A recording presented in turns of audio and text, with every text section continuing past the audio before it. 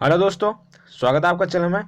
दोस्तों, आज के सीटेट एग्जाम में जो क्वेश्चन पूछे गए उनको डिस्कस करेंगे, तो वीडियो को अंत तक देखें। अगर दोस्तों वीडियो अच्छा लगता है तो लाइक करें, फर्स्ट टाइम चैनल पर विजिट करें तो चैनल को सब्सक्राइब करें। आगमन चिंतन के विकास के लिए श्रीमती टाबा ने कौन सी भुक्ति नहीं सुझाई? तो वह है दत्त अवलोकन।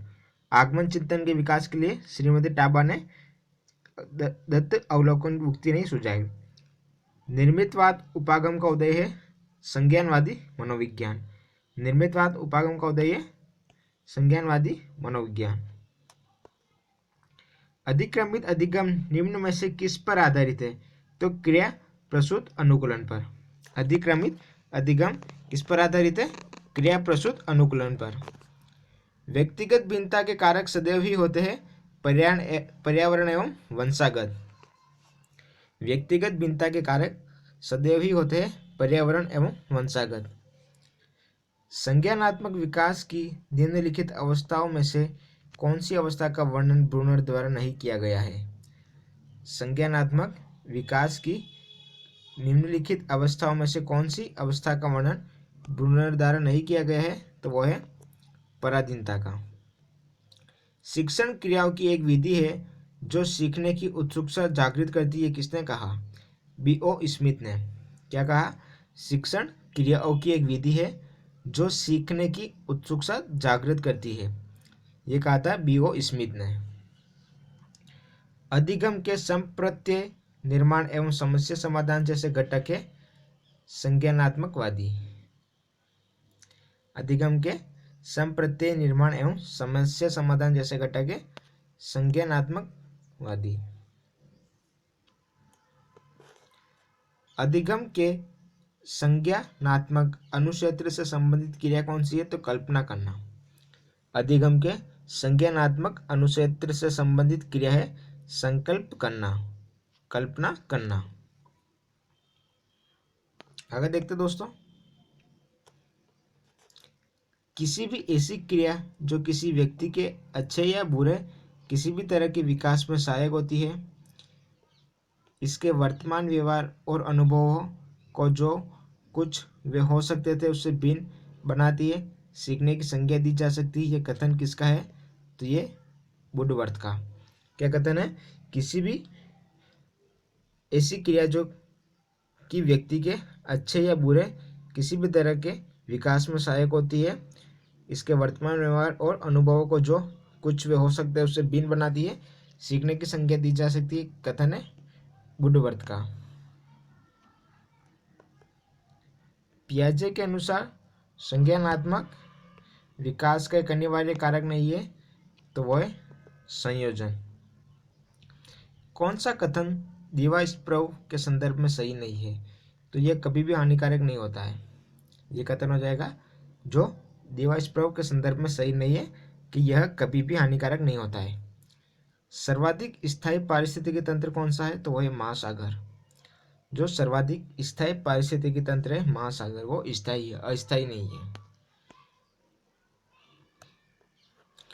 पारितंत्र में खाद्य श्रृंखलाओं के संदर्भ में किस प्रकार के जीव अपघटक कहलाते हैं?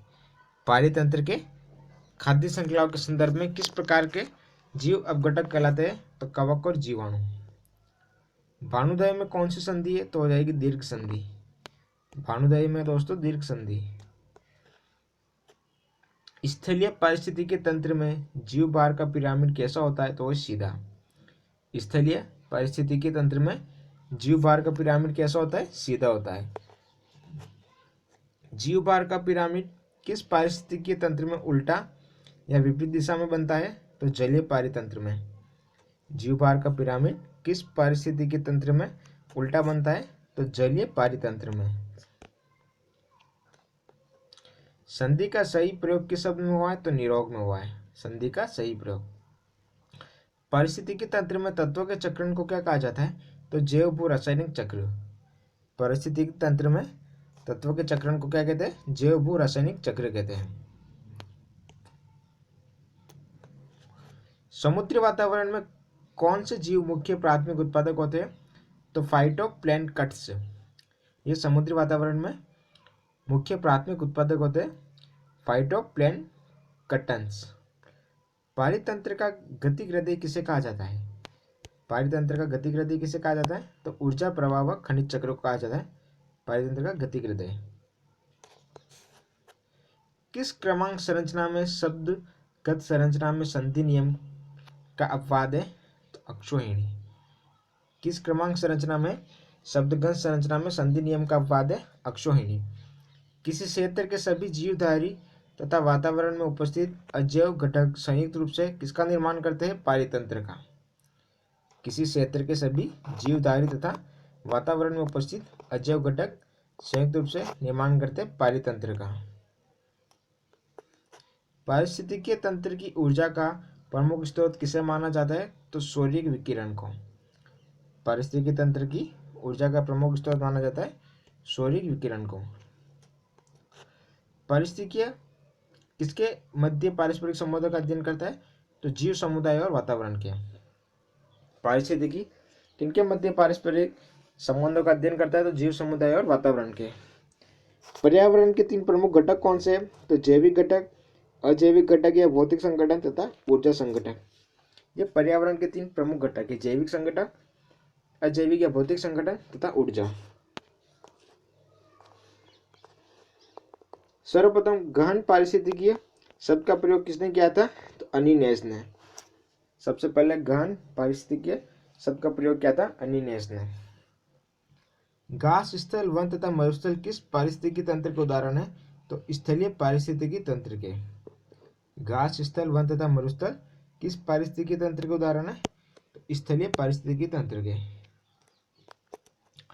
एक पद जो केवल जीव द्वारा ग्रहण किए गए स्थान का ही नहीं बल्कि जीवों के समुदाय में उसकी कार्यात्मक भूमिका भी वर्णन करता है, वह पारिस्थितिकी कर्मता। एक पद जो केवल जीव द्वारा ग्रहण किए गए स्थान का ही नहीं बल्कि जीवों के समुदाय में उसकी कार्यात्मक भूमिका का भी वर्णन करता है, वह पारिस्थितिकी कर्मता। 10% का नियम किस वैज्ञानिक ने दिया था? रेमंड लिंडेमैन ने। 10% का नियम दिया था रेमंड लिंडेमैन ने।